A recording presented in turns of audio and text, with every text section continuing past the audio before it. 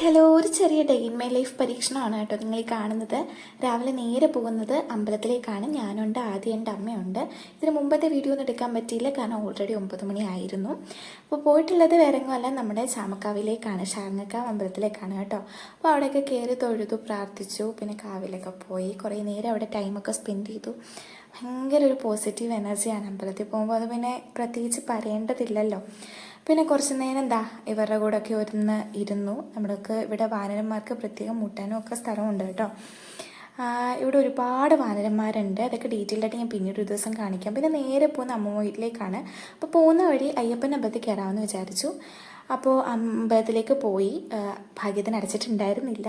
പക്ഷെ വൃശ്ചിക മാസത്തിൽ ഇവിടെ നിന്ന് അങ്ങോട്ട് പോവുകയാണെങ്കിൽ 10,000 രൂപ കൈ വെച്ചുകൊണ്ട് പോകേണ്ടി വരും. കാരണം ആദ്യം ഇങ്ങോട്ട് പോകണമെങ്കിൽ വഴി നീള കടകളായിരിക്കും. പിന്നെ അമ്പലത്തിൽ പോയിട്ട് പണ്ട് തൊട്ടേ ഉള്ളൊരു പരിപാടിയാണ് കേട്ടോ ഈ ഒരു വെള്ളച്ചാട്ടം നോക്കി നിൽക്കുക എന്നുള്ളത്. കുഞ്ഞുനാളിൽ വഴക്കുണ്ടാക്കുമായിരുന്നു അമ്പലത്തിൽ പോകുമ്പോൾ. കൊണ്ട് കാണിക്കാൻ വേണ്ടിയിട്ട്, ഈ വെള്ളച്ചാട്ടം കാണിക്കാൻ വേണ്ടിയിട്ട് അമ്പലത്തിൽ പോകുമായിരുന്നു.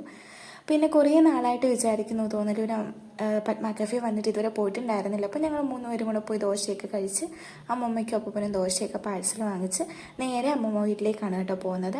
അവിടെ അമ്മമ്മയുടെ സ്റ്റുഡൻറ്റിനെ ആദ്യമൊക്കെ അറിയാവുന്ന അക്ഷരം ആദ്യം പഠിപ്പിക്കുകയാണ് കേട്ടോ. ശേഷം കുറച്ച് ഷോപ്പിംഗ് ഒക്കെ ഉണ്ടായിരുന്നു. സ്ഥിരം പരിപാടിയാണ് ഈ കളിപ്പാട്ടം വാങ്ങിക്കൽ. അത് എവിടെ പോയാലും ആദ്യം ഞാനുണ്ടെങ്കിൽ ഭയങ്കര നിർബന്ധമാണ്.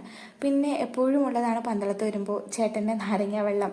അവിടെ നാരങ്ങ വെള്ളം കയറി കുടിച്ചു. ആദ്യത്തെ സ്കൂളിലൊന്ന് ജസ്റ്റ് പോയി നേരെ വീട്ടിൽ പോയി. പിന്നെ തിരിച്ച് 3:30 ട്രെയിന് ഞാൻ നേരെ വന്നു കേട്ടോ. മെമൂനായിരുന്നു എറണാകുളത്തെത്തി ജോലിക്ക് കയറി.